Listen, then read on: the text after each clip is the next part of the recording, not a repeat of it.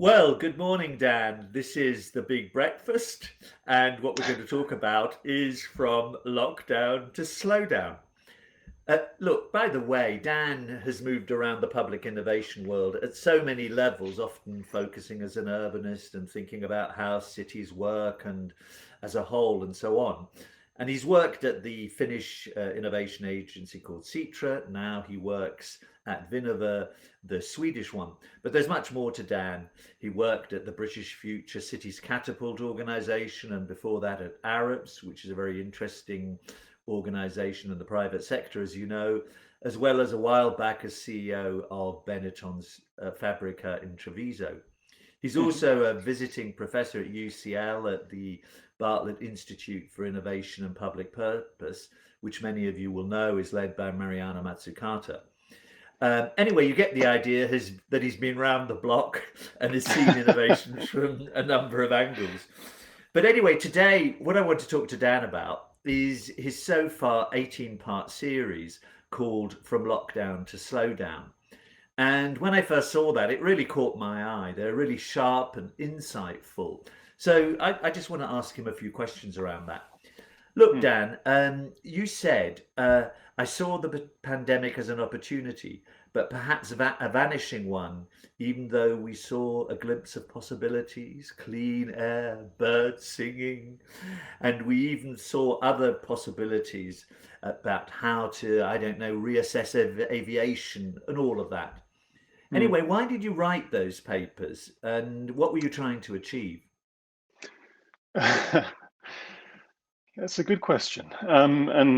And in a sense, I use writing to figure out what I'm thinking. So it's partly a way of forcing me to reflect and observe. I noticed actually Zadie Smith, who's obviously an actual writer, whereas I'm not, said something similar the other day. She was talking about how writing is a sense for her of kind of, in a funny way, controlling, as in you're trying to make sense of all of this stuff that's happening all around you, and but just the sheer act of putting it down on screen or on paper or whatever is a way of trying to organize something. And of course, that's she caught herself and said, of course, this is absurd. This is something that is not possible to organize. But nonetheless, the act of reflecting for me is really important in terms of my work.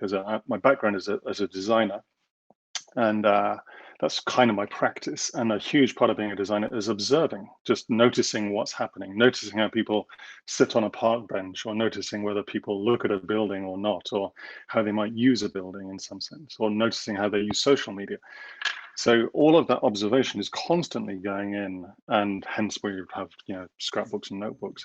But the act of writing in public is a slightly more rigorous way of organizing your thinking, because you have to finish a sentence. You have to make something vaguely coherent, and the self-editing process of that forces you to clarify for yourself the way that you think, but you're thinking out loud in public. And so there's kind of it's an organizing principle, like an editor for myself in that way.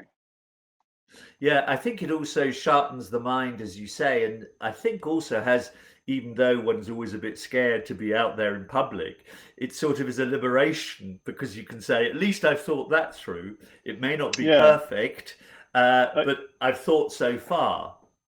that's exactly. And just to be clear, the kind of writing I do, I write for now for journals and books and stuff, but my writing started on the internet, and so it comes from that DNA of, even to be technical, like open source code, putting something out there in public for others to improve upon and react. And this is the highest sense of the best way we thought about the internet in the mid 90s, when it started emerging, when you and I met first, actually, was that it was something that you could work in public in a collaborative way, and you would put something out there that was half finished on the basis Yeah. that there was an environment that would critique it constructively and add to it, and you would reflect and so on. And that back and forth has been absolutely fundamental to my writing. But it's also, as I said, the way that I design, because design is an iterative, adaptive process based on feedback and constantly refining.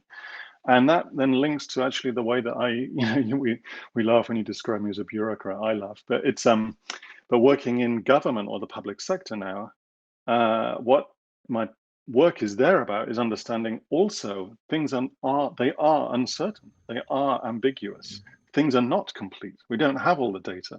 Mark Rutte, the Dutch Prime Minister, said in the early stages of the pandemic, we have to make decisions based on half of the data. And that's Yeah, very uncomfortable. And, as you know, when policy is supposed to be about certainty and yeah, politics is supposed to be, I'm making the decision on your behalf, or we making the decision together on the basis of ideally some evidence and some data. And my worldview is there is no evidence for these kinds of things. There is no data that we can just read, assimilate, analyze, and then act. That is the old world. So yeah, there's something about the writing, which is about uncertainty and ambiguity and putting things out that are half finished. And there's something about designing, which actually as a practice is very much in that mode. And I suppose that's my value in the world of policy making, is understanding, well, how do we do that as the government or the public sector? How do we work in a world of uncertainty and ambiguity and total lack of evidence, or let's say a lot of lack of evidence yeah, and yeah. less evidence, and we still have to move forward nonetheless. We still have to make decisions. Well, I think what I like about your papers is really the fact that you're trying to unscramble complexity, but there's Mm, also a reflection of the bigger you, because you also yeah, work in an organization as that bureaucrat. And that bigger you may not because the bureaucracy is negative in your case, but just there is a bigger you and a work you in some sense.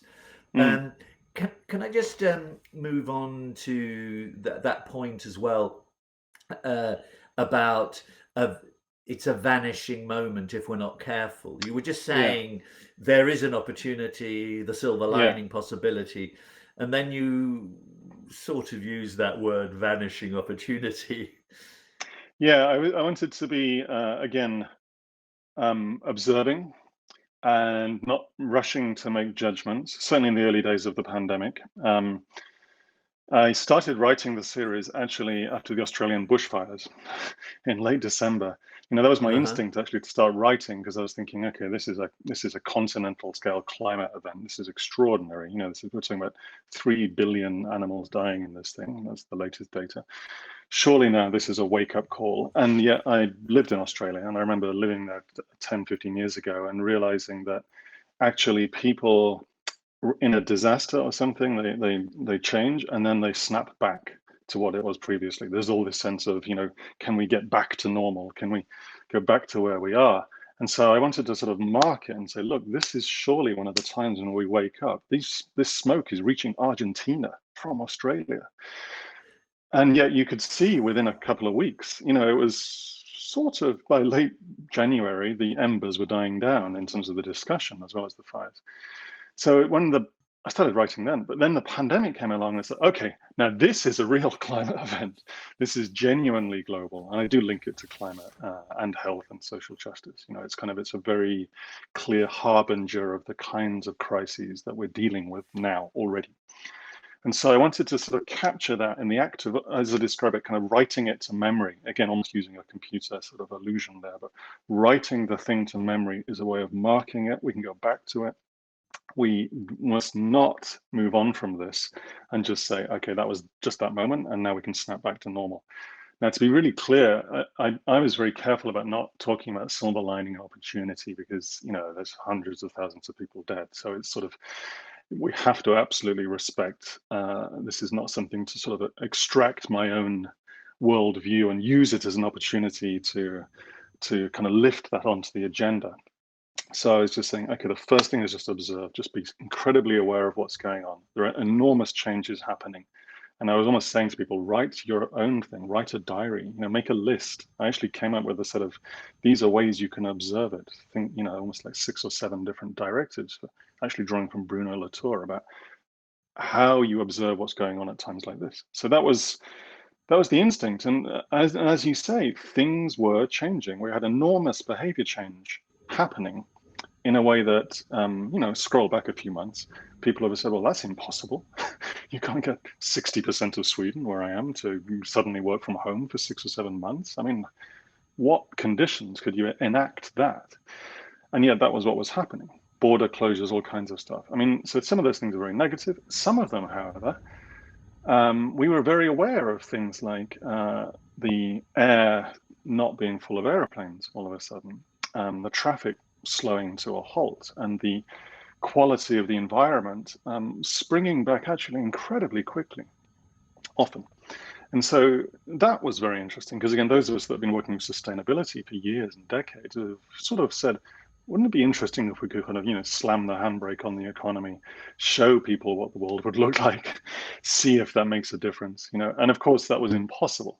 And then all of a sudden, there's this almost global scale experiment along those lines. And so my sort of suggestion was observe and learn and discuss and think about this deeply, because it may be in 6 months, as with the bushfires, we've sort of forgotten and we're just back to normal. And that was the first thing. And then the second thing is be very aware in particular of environmental changes, on any changes around then health. What does it tell us about our health services or the way that we organize health? Clearly, it's fundamentally throwing all kinds of questions about that, whether it's just-in-time supply chains or do we spend enough money on prevention as opposed to hospitals. Those questions are provoked by the virus. Climate absolutely is provoked by the virus. And then social justice, as soon as we could see the virus moving along the fault lines in our society, again, that foregrounds the question, well, why is that? How can that be? In the 21st century in relatively advanced nations, theoretically, the advanced nations are the ones that are suffering the most, the worst. It's the US and Italy and Sweden that are suffering, not Nigeria. They're doing fine, actually, in terms of the virus, in a way. So it's that's fascinating, right? And then, of course, you have Black Lives Matter and so on, also then almost not accidentally, I think, but simultaneously putting social justice onto the table very powerfully indeed.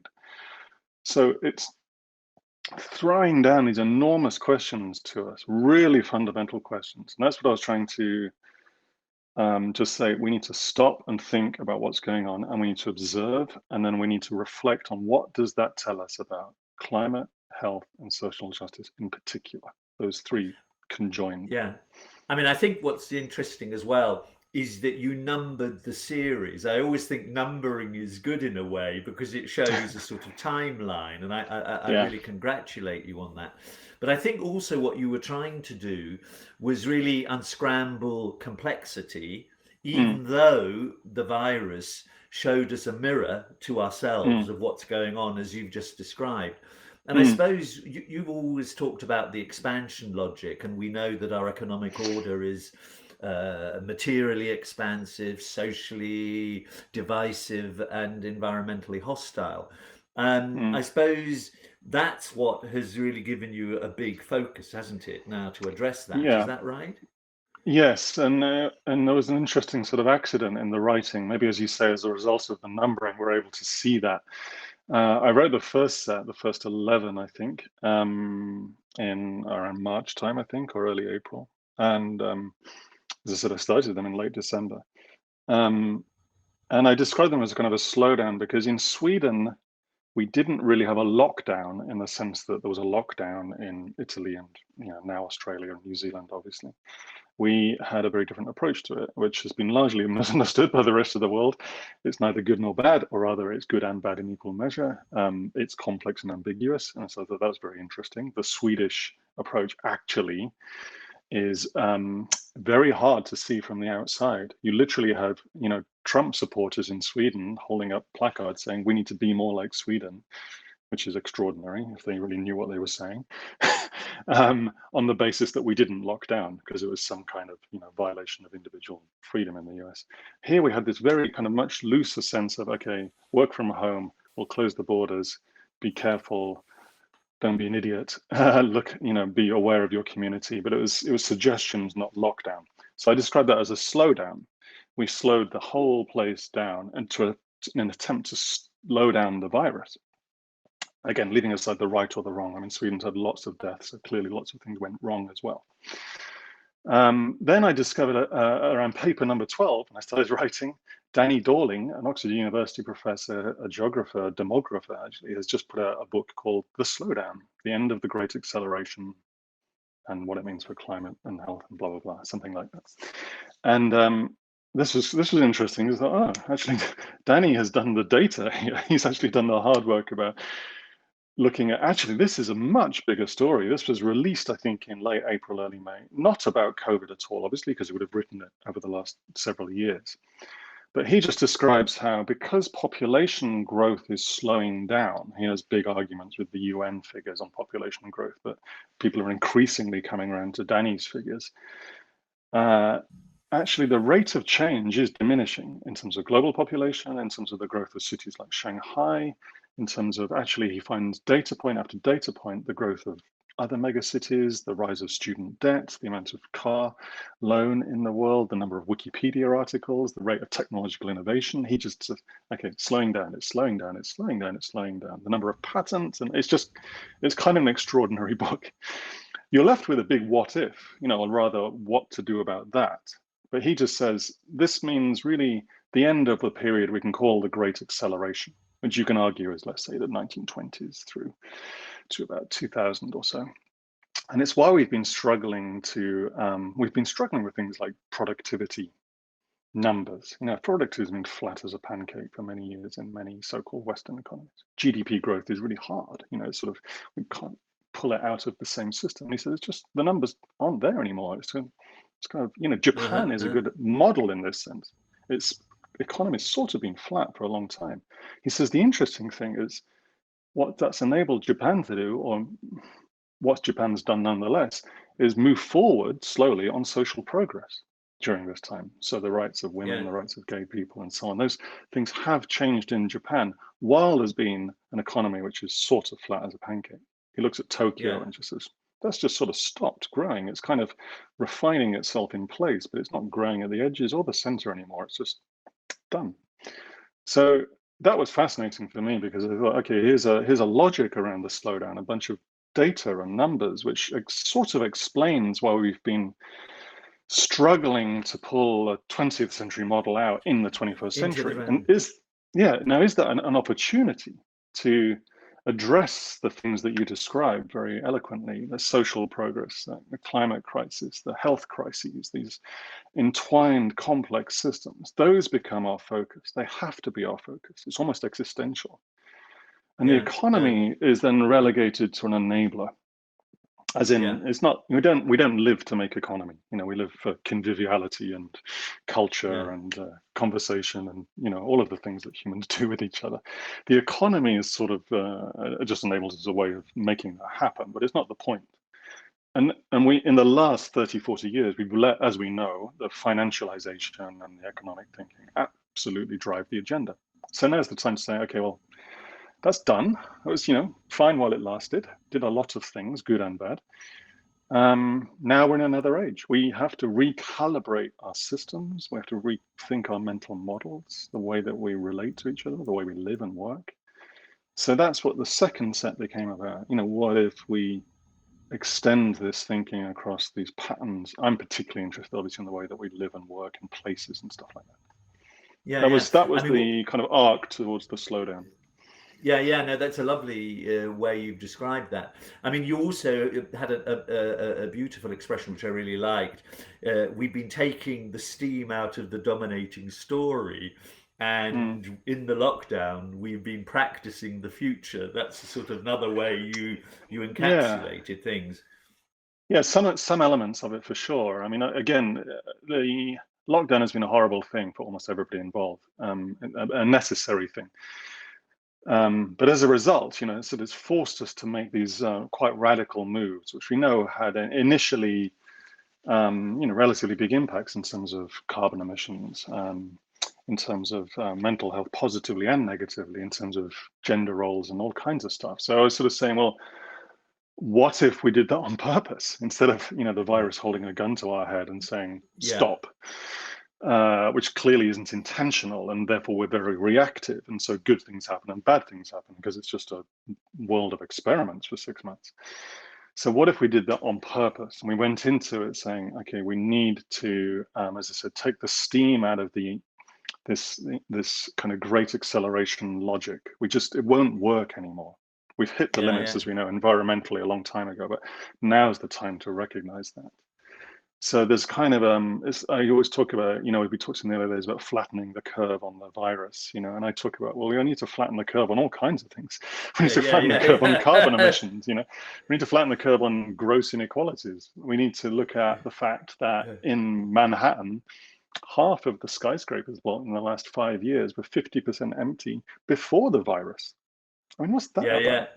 So we need yeah, yeah, to flatten literally almost the curve on Manhattan's skyline and just say this yeah, needs to be sort of leveled out and slightly more equitable. We need neighborhoods to emerge properly, not just yeah, downtowns that are kind of property investments. I mean, that's just not going to work anymore because it's not that kind of world. And so that's the steam being pulled out. You can imagine it like a diagram of Manhattan, or yeah, you can imagine that spread yeah. over a country, not just big cities, but actually Mm-hmm. medium-sized cities, second cities, small towns, regional economies, which we know have suffered hugely in the last 30, 40 years with all Yeah, kinds of political issues as a result. So we need to think about how do we not just pump things up into these kind of gross curves, but flatten them more equitably without losing a sense of character. In fact, actually gaining a sense of character and identity if you did it properly. yeah. So I don't think flattening and slowing are bad things. And it's funny about our language. I It's very know, I hard for know. a politician to say.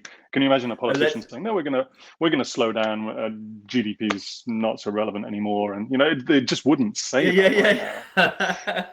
yeah. So speed and growth and scale ups, and I've been part of this world for a long time. There's almost an intrinsic logic to say we need high growth scale ups, high growth startups. We need and what Silicon Uh-huh. Valley calls blitz scaling, which is just the worst, most crass Yeah, use of yeah. the blitz.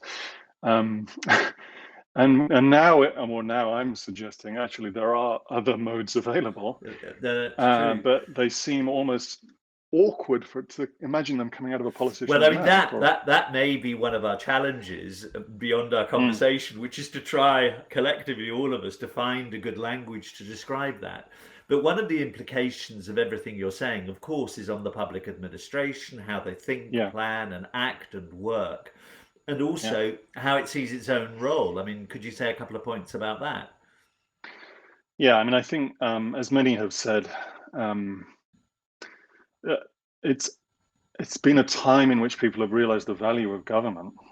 So that's been very, very clear that the market was not going to resolve this virus single-handedly. In fact, we know that some of the issues around just-in-time supply chains and efficiency logics and privatization and outsourcing and so on have created many of the worst issues to do with the way that we dealt with the virus, just as they have with the climate crisis, rather more um, in the background. But that COVID put that on the table, and so there's been a lot of discussion about maybe it's the return of big government and things like that. And I never think about big or small government. I just think good government would be a good way forward. Just actually effective and engaged and intentional. But anyway, and this is very much me learning also a lot from Mariana Mazzucato about the way that she's framed the role of the state as an innovation actor, and a very powerful one at that, as powerful as the private sector. But again, this is kind of rhetoric, as that hasn't been on the table for 30, 40 years. So now we have a chance to put this back on the table. So one thing is, I think there's an increased agenda for the public sector, and not just high government, but municipal government, regional government. I think increasingly actually municipal and city scale or neighborhood scale even governance forms. Anything around shared governance and cooperative governance, I think is starting to come back, or various ways of collaborating there. So that's just a backdrop that's incredibly important. Not to say that the private sector is irrelevant at all. Obviously, this is still a world in which we need all of these things. But the rebalancing is really interesting because we haven't been in that way for a long time. And then there's more about the mode, which I talked a bit about before, so I won't repeat myself. But given that there's a role for government, how do you then deal with things like complexity and ambiguity and uncertainty? And you can't do evidence-based policymaking because there isn't any evidence. There is no evidence of how we address a climate crisis. We've never done one before. Yeah, so yeah, so but how do we move forward nonetheless? That's a huge challenge in terms of our mode. But I think, it's very, very powerful. To me, again, that comes back to place-based, massively engaged, participative, very uh,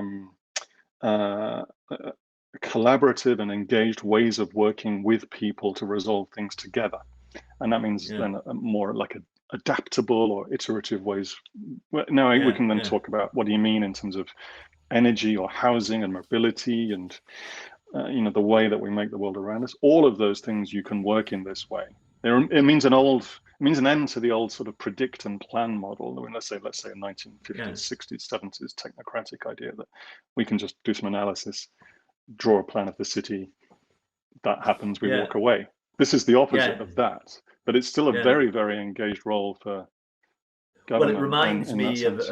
of a slogan I often quite use, which is we need to be strategically principled and tactically flexible. Sorry, yeah, but it Yes. may not be the right No, phrase, but it that's also, entirely gone. oh yeah, no, no, it just reminds me of then the value and values one might have when you're trying to curtail the acceleration logic. So, I mean, in a sense, Yeah. perhaps you're saying that the values we need to have, I think, are really about care, health, hmm hmm repair, those hmm sort of words. Can you just say a hmm bit about that? Value and values. I like this double meaning there. Yeah. I mean, if you get down to the ground, like down to earth, as Bruno Latour would say, he wrote a lovely book about that recently, and start wrestling with the reality of the way that, let's say, that my world is the way that people live and play and work together in places. Um, that isn't a sort of fire and forget process. I say, there's the plan, drop it, see you in 3 years, or send me an Excel spreadsheet with some data in it, we'll see how it went. This is Yeah. something that, as you said, I like the way you put it. It's very kind of, you're very tactical. It's very reacting to the situation as you go, and you're building it as you go together. There's loads of lovely Mm. examples, whether it's cooperative housing in Zurich and Berlin, or it's cooperative-based energy systems, or lots of stuff drawing from tech, lots of stuff drawing from architecture about these ways of working. And they Uh-huh. all require a different kind of mode. And you can guide those, to get to your question, through a set of values one way or another. And I'd say, we have these, for me anyway, these three big challenges: climate, the climate crisis or climate resilience, health and health inequalities, and then social justice. All of those things, those three things together, frame our agenda now. Uh-huh. And various things connect as a North Star there, whether it's United Nations Sustainable Development Goals, or if you join those together and had them a bit less Uh-huh. siloed, then they're useful. Sort of national policies often make statements about that. The Paris Climate Change Accord, many countries have signed up to that. We've got 10 years to do it. So, we already have that sort of direction. Those values are sort of set. Then we have things like Black Lives Matter have really powerfully put onto the table. These are things where we have to make reparations, and I use that word on Yeah, purpose. yeah. Not literally reparations in the sense of race, but I like the fact that it has repair in the title, because we also have to repair the environment. We have to Yeah. repair the way we deal with elderly folk. We have to repair the way we do education. So Yeah. it's Yeah. just like, I think Rebecca Solnit said, in the word emergency is the word emerge. You can kind of you can Oh, yeah, yeah. bring these things That's out of beautiful. these situations, and just, I think you can bring repair out of reparation in the same way. And they come down to, at the end of the day, some very similar intervention points. So one of our big projects at Vinnova, which we might talk about another time, is how do we retrofit, repair all of the streets in Sweden? The streets, just not the motorways or the country lanes, but the streets where people live and work and play. For many Yeah. years, we've given them to traffic departments to run and to optimize around traffic. That's not what streets are about, really. Streets are about community and conviviality and commerce and Yeah, yeah. exchange and How culture. do you create? Yeah, yeah. So how do we get to that? And Yeah, basically that's what a you're case saying is of, how is it? sorry, go on, Sorry, James. you go. No, I was going to say then, seeing the street as a vehicle to then explore this uncertainty and ambiguity as we go. And we can do that in partnership with people, because they live and work there. And so we can say, what if the street was more like a garden? What if it was more like a playground? What if you could grow food here? What if it had cafes, tables there? Actually, sort of bleeding out into the street. You can still move mobility around and blah, blah, blah, blah. Those are things we just need to work out on the ground. They're totally scalable. They deal with all of those issues at the same time. They're about social, health, and climate. They don't sit in their silos. In fact, if you leave them in their silos, it doesn't work, as we know, because traffic But ends up dominating. And it's really not rocket science, to be honest, technically. So this is more yeah, about culture. It's about the culture of, like, context of our conversation. A creative bureaucracy is engaging with the culture of decision making in those places together. It's a thing that you do, like any creative act, is in context. So yeah. that's the shift. That's the huge shift, I think, for the public sector, to be this less distanced, abstract, data-driven, evidence-based thing, which frankly you could outsource to an algorithm if it's that easy. And actually, it's the opposite of that. You need something more engaged on the ground. Yes, strategic, because you have to pull out equitable outcomes across the whole country or whatever you're dealing with, or the whole city. But it's very engaged and participant and collaborative. And that's a completely different type of culture. Yeah, no, it's completely. I mean, it embeds then a different valuation of what is valuable. Is what I'm Yes, really hearing from our conversation. absolutely. You Um, say, why is the street can make us healthy or unhealthy? The street can yeah, be cool in summer and soak up the rainwater in winter, or it can be hardscape, which makes it easier to park on, but it's worse on all of those other counts. The street can be a garden and full of butterflies and bees and the kids playing, or you can make it parking space. Like, so they're all latent within that question, what the street is, just as it would be if it was what's the school, what's the housing block. But they're all in there, and it's exactly the same approaches, and it's largely the same solutions which can combine all of those things if you work them together simultaneously. Again, not siloed and not distanced, but engaged and transdisciplinary. well, Dan, that's great. I mean, I like basically what you're saying is how can you rethink? We can rethink. There are examples of having rethought. Well, Yeah, look, thanks for that breakfast discussion, and pleasure. I hope to Thank you. see you soon in real life, Yes, that face would to be nice. face. That Yes. would be very nice. Thank you, Charles. Really lovely to talk to you as usual. Yeah, same here. Thanks a lot, Dan. See you soon. Pleasure. Bye. Bye bye.